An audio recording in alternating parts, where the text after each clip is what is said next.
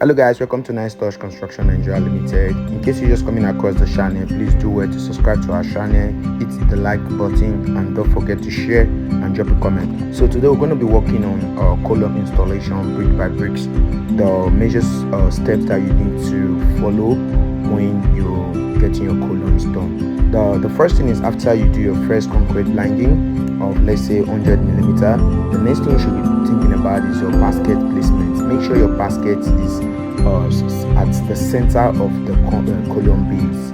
Like, the basket should be at the center of the column base. Then you tie your two side line. Some people tie 4 lines, but me, I normally tie my 2 side line, like you're seeing in the video right now. After you get your 2 side line in the horizontal and the vertical, then the next thing you need to do is you get your 6 feet spirit level. I normally like using 6 feet due to the length. So once you're done with all this arrangements, the next thing is for you to plumb.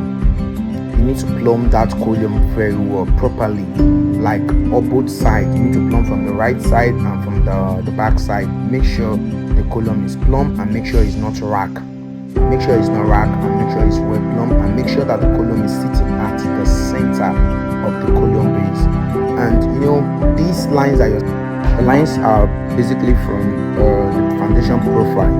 When we are doing the setting out, we create the block wall thickness, and that is where we place these lines in.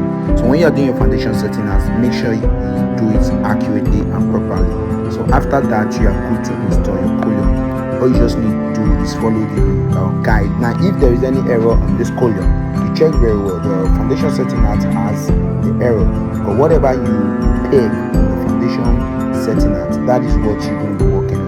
So you can see here, we are trying to make sure we align the column to fit in perfectly as desired, so we don't have to like crack it later or complain about the column going out of alignment. So make sure you bind it very well.